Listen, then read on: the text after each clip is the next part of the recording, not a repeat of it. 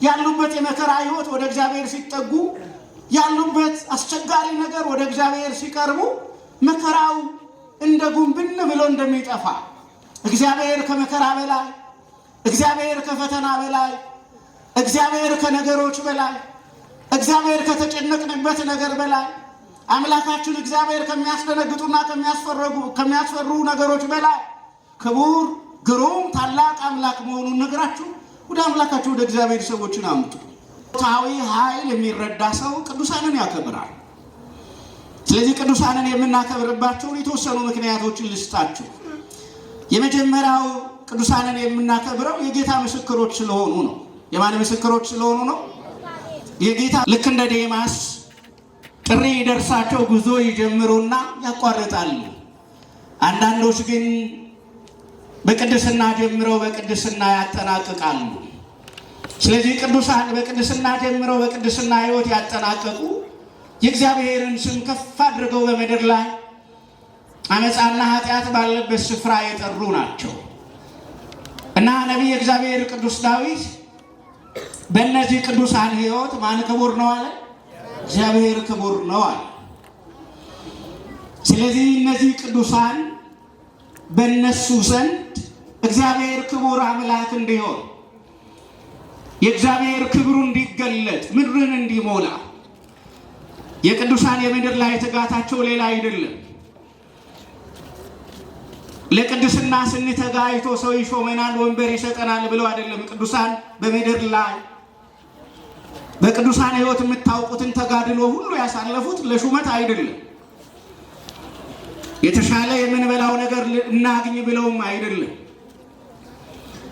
ስማችን በብዙዎች ዘንድ ይታወቅልን ብለው አይደለም። ቅዱሳን በብርቱ ተጋድሎ ውስጥ ያለፉት እንደዚህ ዘመን አገልግሎት አይደለም። የቅዱሳን አገልግሎት የመተመቻ አልነበረ።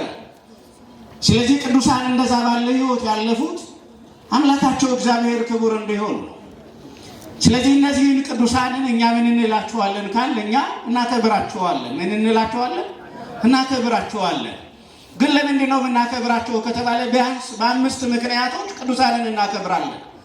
ኦርቶዶክሳዊቷ ቤተ ክርስቲያን ቅዱሳንን ስታከብር መጽሐፍ ቅዱስን መነሻና መሰረት ሳታደርግ በመጽሐፍ ቅዱስ ላይ ቅዱሳንን ማክበር ተገቢ መሆኑን ሳትማር ወይም ሳታውቅ አይደለም። ስለዚህ ቅዱሳንን የምናከብረው በምክንያት ነው።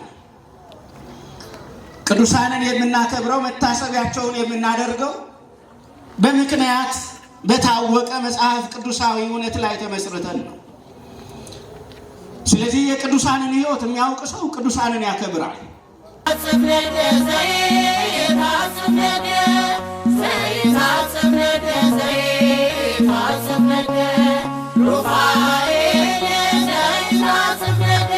በስመ አብ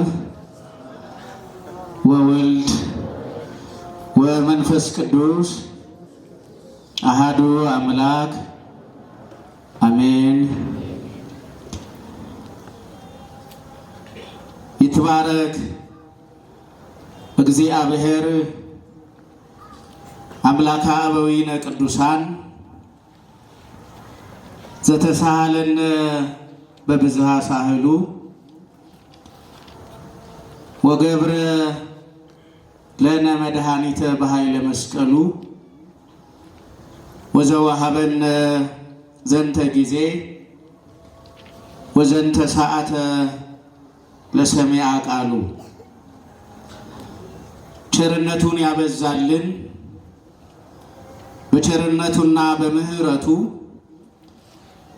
የኃጢአታችንንና የበደላችንን ማሰሪያ የፈታልን ይቅርም ያለን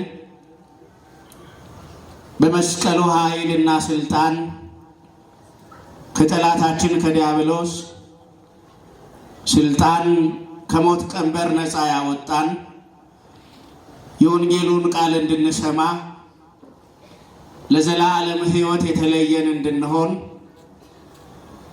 በመቅደሱም ለስሙ የሚገባውን ምስጋና እንድናቀርብ የረዳን ቅዱሳን አባቶቻችንን በዘመናቸው ሁሉ የረዳ ዛሬም በእኛ ዘመንና በእኛ ጊዜ በእኛ ሁኔታ በመውጣትና በመግባታችን በሐዘንና በድካማችን ጊዜ ባጠገባችን ቆሞ የረዳን የሚረዳን ያበረታንና የሚያበረታን የአባቶቻችን አምላክ እግዚአብሔር በመቅደሱም ስለሰበሰበን እንዲህ ባለው አብይ ጉባኤም እንድንገናኝ ስለረዳን ስለ ቸርነቱና ስለ ምሕረቱ ብዛት ሁሉ ገናናና ቅዱስ የሆነ ስሙ የተመሰገነ ይሁን። ክርስቶስ ተንሥአ እሙታን አሰሮ ለሰይጣን ሰላም ኮነ። ሰላምንና ደስታን የሰጠን ረፍታችንን ሰላማችንን ያበዛልን የሞትን ስልጣን የሻረ አባታችንን አዳምን ከሞት ቀንበር የፈታ ዲያብሎስን ያሰረ መቃብርን ድል ያደረገ ጌታችን መድኃኒታችን ኢየሱስ ክርስቶስም በምሕረትና በቸርነት ይርዳን። እግዚአብሔር ስቡህ በምክረ ቅዱሳን ክቡር አባታችን መላከ ሰላም ቆሞስ አባ ወልደ ሩፋኤል፣ ክቡራን ሊቃውንተ ቤተ ክርስቲያን፣ ክቡራን ካህናት አባቶቻችን፣ የወንጌል መምህራን በመሆን መጻሕፍትን በማብራራትና በመተርጎም የምታገለግሉ የወንጌል መምህራንና የልዩ ልዩ ክፍል ኃላፊዎች፣ ሰባክያን፣ ወንድማችን ዘማሪ ታሪኩ፣ ወንድሞች ዲያቆናት፣ የሰንበት ትምህርት ቤት ወጣቶች፣ ምእመናትና ምእመናን፣ አባቶችና እናቶች፣ ወንድሞችና እህቶች፣ ሕፃናት ሁላችሁ በአጠቃላይ ውሉደ ጥምቀት ኦርቶዶክሳውያን ክርስቲያኖች ዓለማትን በያዘ በሰማይና በምድር ያለውን ሁሉ በፈጠረ ዓለማትንም በሚገዛ ሁሉን ያደረክና ያፈጠርክ ተብሎ በአንድነቱ በሦስትነቱ ሲሰለስ ሲቀደስ በሚኖር አንድ አምላክ በሆነ በአብ በወልድ በመንፈስ ቅዱስ ስምና ሰላም እንደምን ዋላችሁ? እንደምን ሰነበታችሁ? እንደምንስ ቆያችሁ? ምስጋናው የማይጎድል ቸርነቱ የማይቀንስ የማይቋረጥ በምሕረቱና በቸርነቱ የረዳን በኃይሉ ስልጣን በመቅደሱ በዚህ ጉባኤ ሰበሰበን አመስግነን የማንጠግበው በላይ በሰማይ ቅዱሳን መላእክት ለምስጋና የሚተጉ የምስጋና ሰራዊት ሁሉ የሚያመሰግኑት በታች በምድር ስሙን አመስግነው ደስ በሚሰኙ ቅዱሳን የሚመሰገን አምላካችንና አባታችን እግዚአብሔር እንድናመሰግነው ስለፈቀደልን ይህን የተወደደና ቅዱስ የሆነ ጊዜ ስለሰጠን በዚህ ጉባኤ መካከል እንድንገኝ በጉባኤው መካከል ከወንድሞች ከእህቶች ጋር ለስሙ የምስጋና መስዋዕት እንድንሰዋ ስለፈቀደልን ስለረዳን ስሙ የተመሰገነ ይሁን። የባህሪያችን መመኪያ የጸጋ እናታችን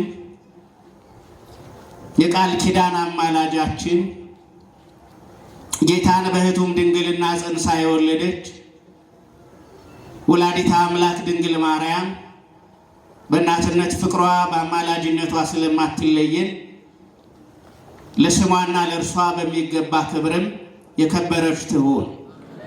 ጻድቃን፣ ሰማዕታት፣ ቅዱሳን መላእክት ሁሉ በሚገባቸው ክብር በአምላካቸው በእግዚአብሔር ዘንድ ክብራቸው የበዛ ይሁን።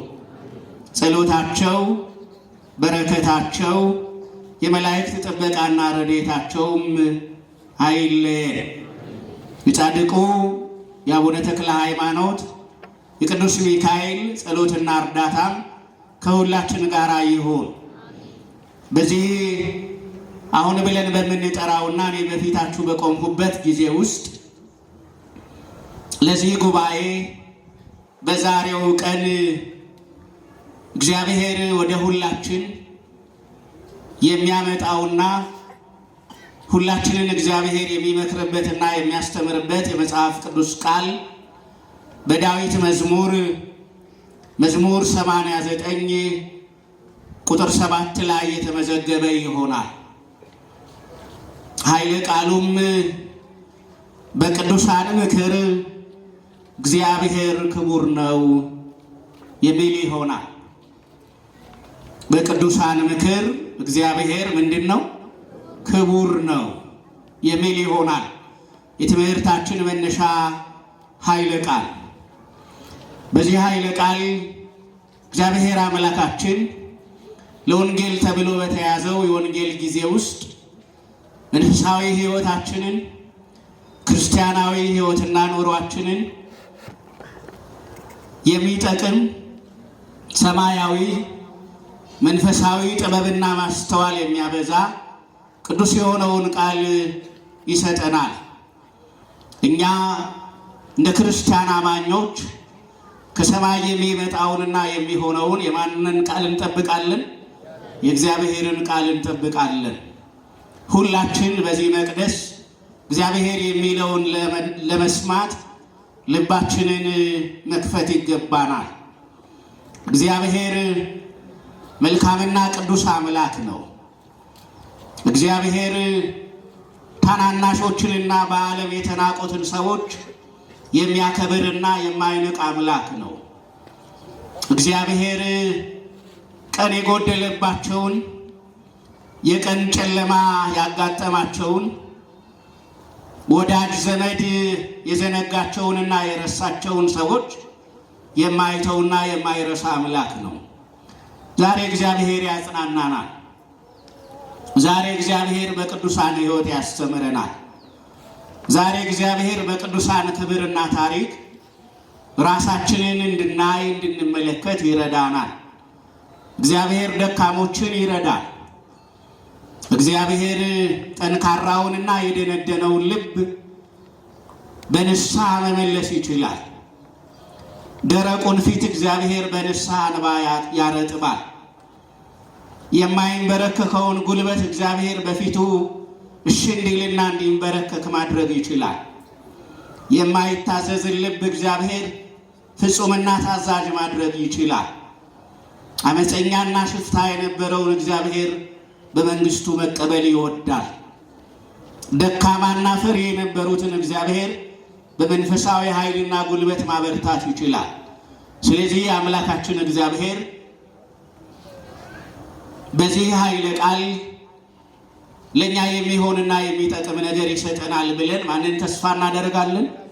እግዚአብሔርን ተስፋ እናደርጋለን። በፊታችሁ በአትሮንሱ አጠገብ የሚቆሙ ሰዎች ናቸው። ቃሉን በፊታችሁ በሚቆሙ አገልጋዮች በኩል ወደ እናንተ የሚልክ ግን እርሱ ማን ነው? እግዚአብሔር አምላክ ነው። ስለዚህ እግዚአብሔር ቃሉን ልኮ ይፈውሰን። ለንስሐ የሚሆነውንም ነገር እግዚአብሔር እርሱ ይስጠን። እግዚአብሔር ስሙ በምክረ ቅዱሳን አብይ ወግሩም ዲበ ኩሎሙ እለ አውዱ።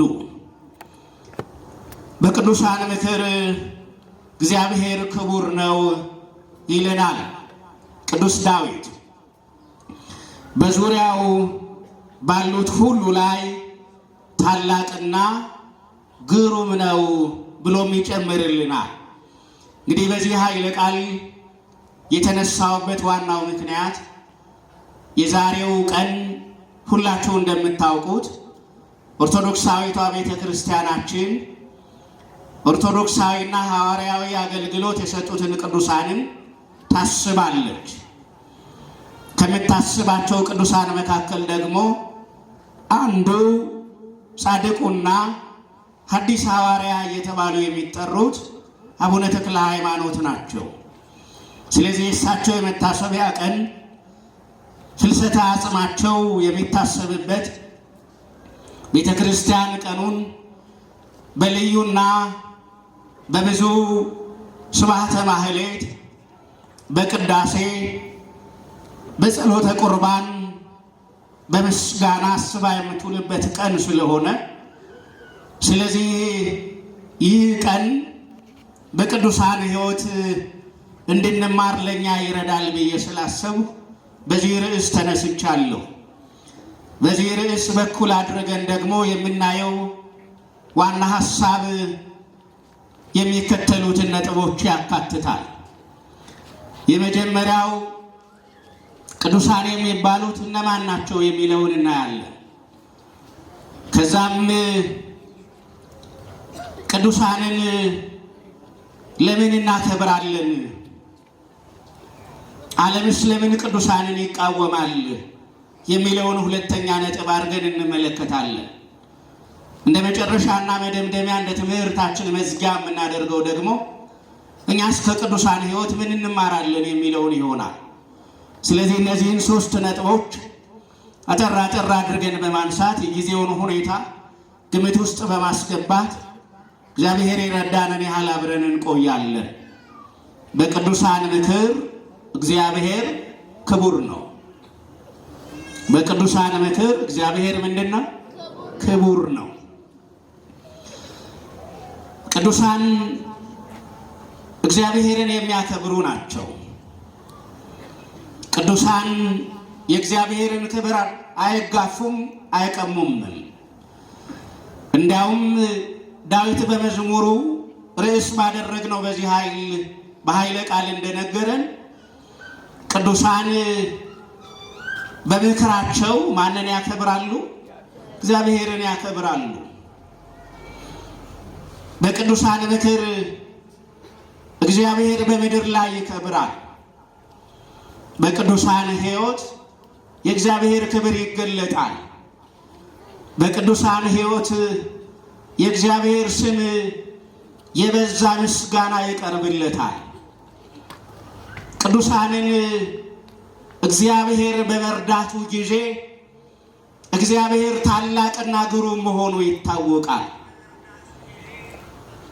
ዓለም የናቃቸውን ዓለም የጠላቸውን ቅዱሳንን የተጠሉና የተናቁ ሆነው በዚህ ምድር ላይ የሚታዩ ቅዱሳንን እግዚአብሔር ሲያከብራቸው የእግዚአብሔር ክቡር አምላክ መሆን፣ ታላቅ አምላክ መሆን፣ ግሩምና ድንቅ አምላክ መሆን ይታወቃል።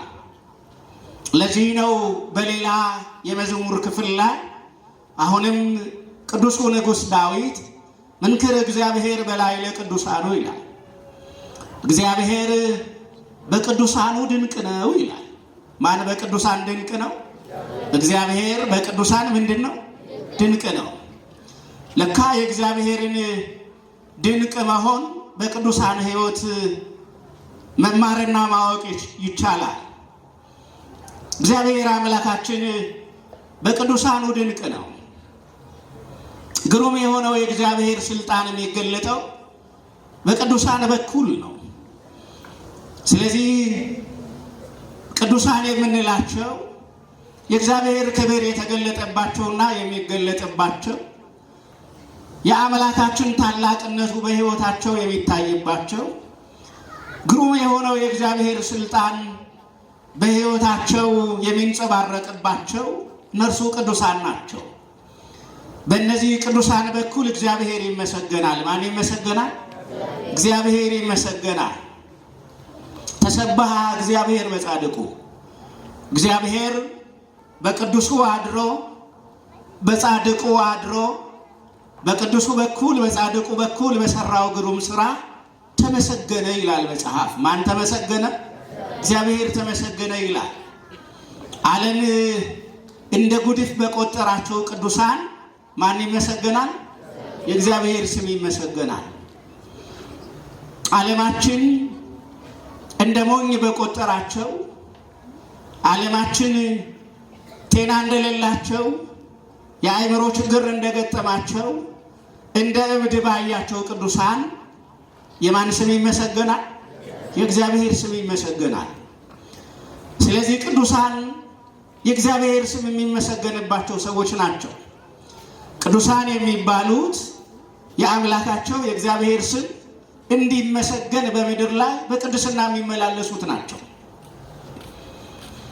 በቅድስና የሚመላለሱበት ዋናው ምክንያት እኔ አምላካቸው እግዚአብሔር ቅዱስ ነኝና እናንተ ምን ሁኑ ስላላቸው ቅዱሳን ሁኑ ያለውን ቃል ስለገባቸው ስላወቁ ነው። እኔ አምላካችሁ እግዚአብሔር ቅዱስ ነኝ፣ እኔ አምላካችሁ እግዚአብሔር ቅዱስ መሆኔን ታውቃላችሁ።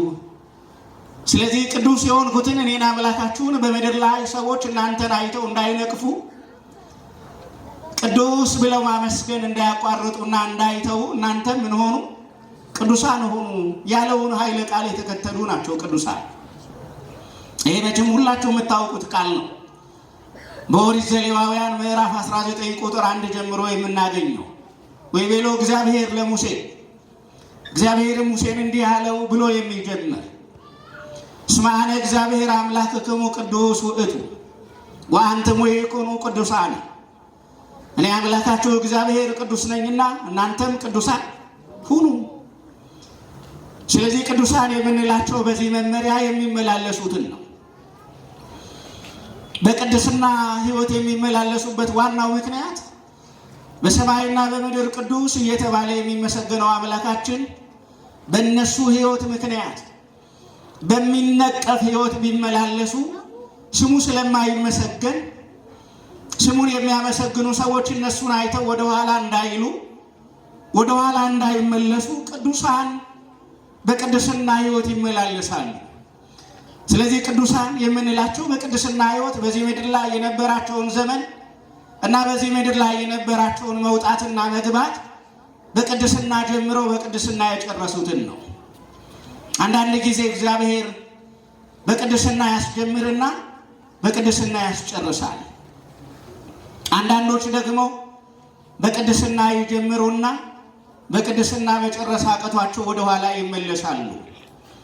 መንገድ ላይ የቅድስና የሕይወት ጥሪያቸውን ይተዋሉ። ልክ እንደ ሐዋርያው እንደ ወንጌላዊው እንደ ቅዱስ ማርቆስ ጳውሎስን የተከተለ ዴማስን ሁላችሁ ታውቁታላችሁ።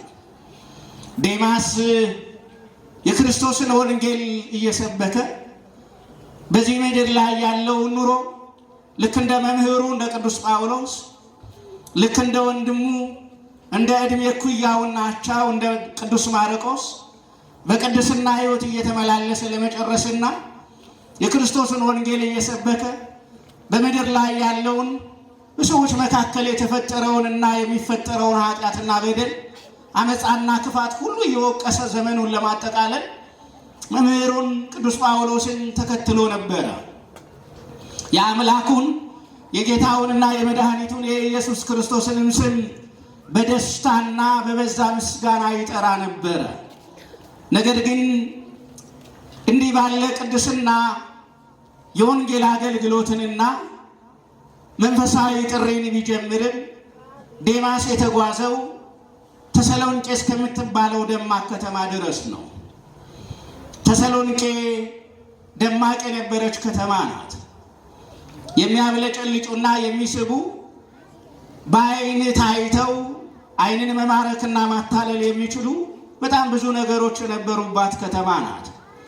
የሚበላ በቀላሉ የሚገኝባት ሀብታም ከተማ፣ ሰዎች ለመጠጣት የሚፈልጉ የሚጠጡትንና ጠጥተው የሚሰክሩበትን ወይንና የዚያ ዘመን መጠጥ በቀላሉ የሚያገኙባት ከተማ፣ ስጋን በኃጢአትና በዝሙት ለማሳደፍ በጣም ምቹ የሆነ ስፍራና ቦታ ያላት ከተማ ነበረች። እናም ዴማስ ተሰሎንቄ ሲደርስ መምህሩን ጳውሎስን መከተል አቆመ።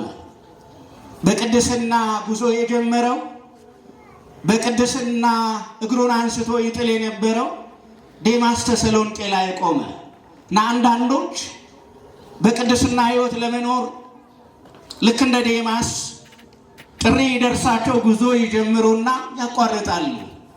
አንዳንዶች ግን በቅድስና ጀምረው በቅድስና ያጠናቅቃሉ። ስለዚህ ቅዱሳን በቅድስና ጀምረው በቅድስና ሕይወት ያጠናቀቁ የእግዚአብሔርን ስም ከፍ አድርገው በምድር ላይ አመፃና ኃጢአት ባለበት ስፍራ የጠሩ ናቸው እና ነቢይ እግዚአብሔር ቅዱስ ዳዊት በእነዚህ ቅዱሳን ሕይወት ማን ክቡር ነው አለ? እግዚአብሔር ክቡር ነው አለ። ስለዚህ እነዚህ ቅዱሳን በእነሱ ዘንድ እግዚአብሔር ክቡር አምላክ እንዲሆን የእግዚአብሔር ክብሩ እንዲገለጥ ምድርን እንዲሞላ የቅዱሳን የምድር ላይ ትጋታቸው ሌላ አይደለም። ለቅድስና ስንተጋ አይቶ ሰው ይሾመናል ወንበር ይሰጠናል ብለው አይደለም። ቅዱሳን በምድር ላይ በቅዱሳን ሕይወት የምታውቁትን ተጋድሎ ሁሉ ያሳለፉት ለሹመት አይደለም። የተሻለ የምንበላው ነገር እናግኝ ብለውም አይደለም። ስማችን በብዙዎች ዘንድ ይታወቅልን ብለው አይደለም። ቅዱሳን በብርቱ ተጋድሎ ውስጥ ያለፉት እንደዚህ ዘመን አገልግሎት አይደለም። የቅዱሳን አገልግሎት የመተመቻ አልነበረ። ስለዚህ ቅዱሳን እንደዛ ባለ ሕይወት ያለፉት አምላካቸው እግዚአብሔር ክቡር እንዲሆን ነው። ስለዚህ እነዚህን ቅዱሳንን እኛ ምን እንላቸዋለን ካል እኛ እናከብራቸዋለን። ምን እንላቸዋለን? እናከብራቸዋለን። ግን ለምንድን ነው የምናከብራቸው ከተባለ ቢያንስ በ5 ምክንያቶች ቅዱሳንን እናከብራለን። ኦርቶዶክሳዊቷ ቤተ ክርስቲያን ቅዱሳንን ስታከብር መጽሐፍ ቅዱስን መነሻና መሰረት ሳታደርግ በመጽሐፍ ቅዱስ ላይ ቅዱሳንን ማክበር ተገቢ መሆኑን ሳትማር ወይም ሳታውቅ አይደለም። ስለዚህ ቅዱሳንን የምናከብረው በምክንያት ነው። ቅዱሳንን የምናከብረው መታሰቢያቸውን የምናደርገው በምክንያት በታወቀ መጽሐፍ ቅዱሳዊ እውነት ላይ ተመስርተን ነው። ስለዚህ የቅዱሳንን ሕይወት የሚያውቅ ሰው ቅዱሳንን ያከብራል። የቅድስና ሕይወትን የሚኖር ሰው ቅዱሳንን ያከብራል። በቅድስና ሕይወት የሚገኘውን ሰማያዊ ጸጋ፣ ዘላለማዊ ክብር፣ መለኮታዊ ኃይል የሚረዳ ሰው ቅዱሳንን ያከብራል። ስለዚህ ቅዱሳንን የምናከብርባቸውን የተወሰኑ ምክንያቶችን ልስጣችሁ። የመጀመሪያው ቅዱሳንን የምናከብረው የጌታ ምስክሮች ስለሆኑ ነው። የማን ምስክሮች ስለሆኑ ነው? የጌታ ምስክሮች ናቸው።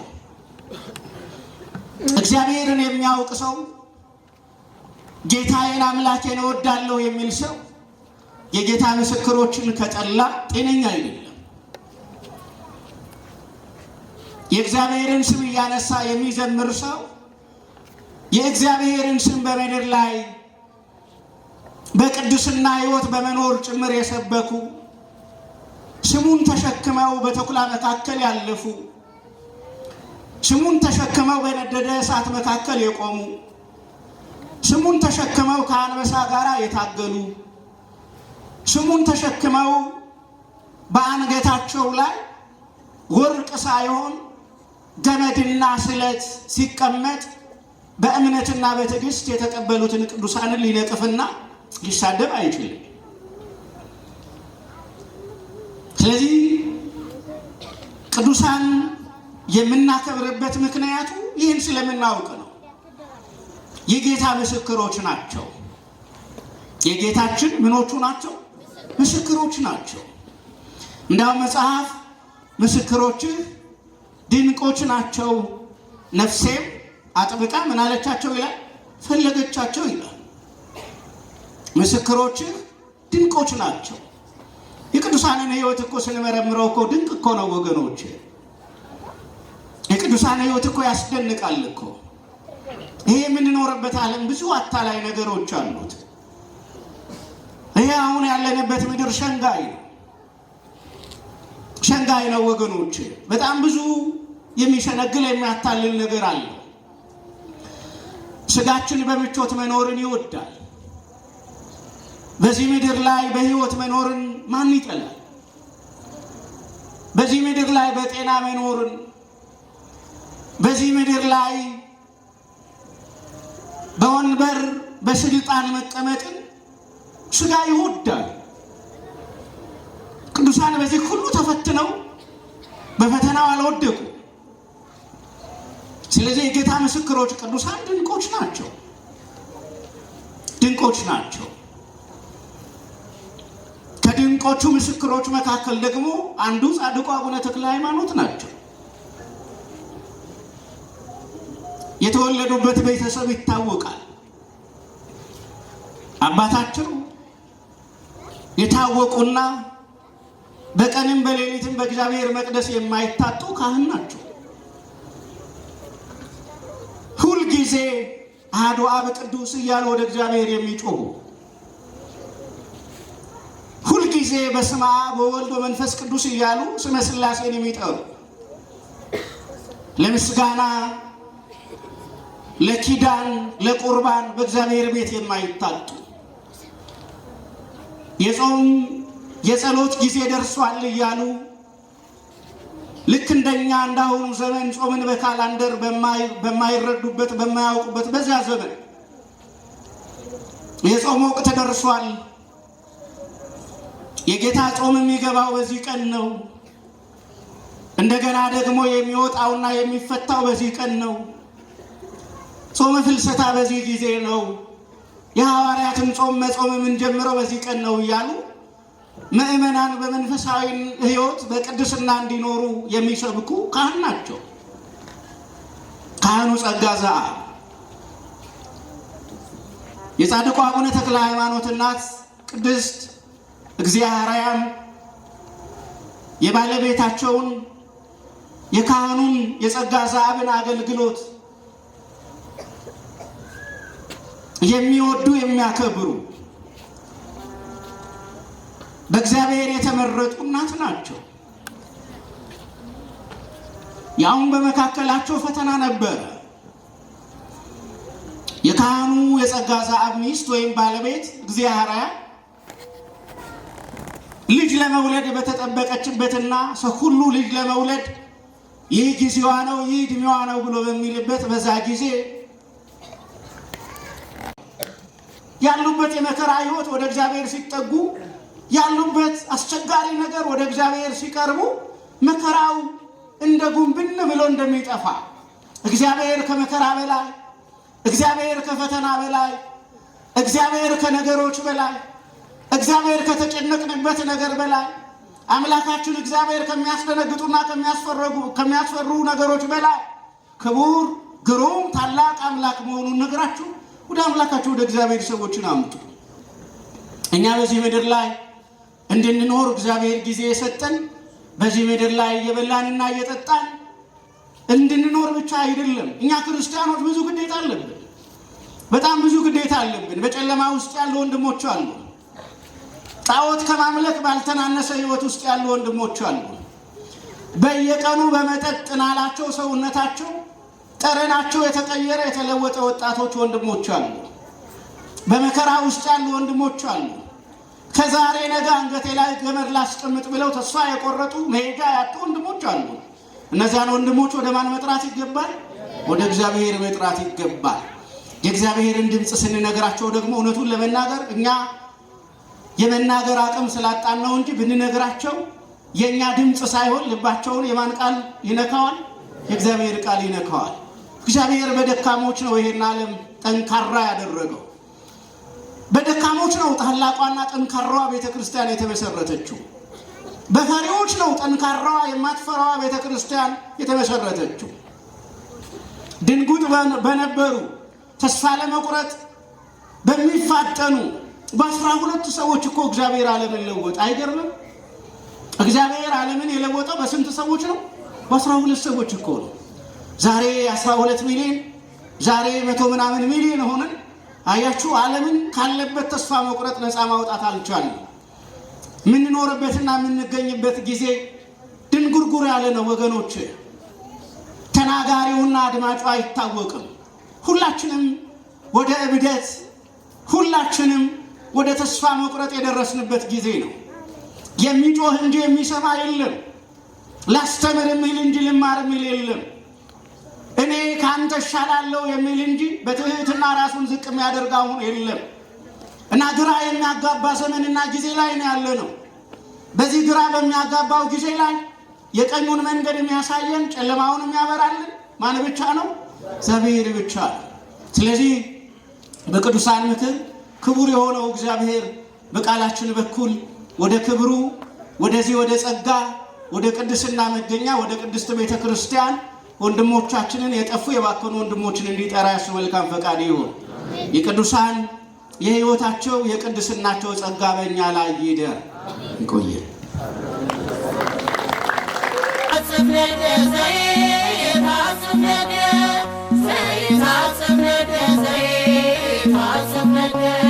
Rufa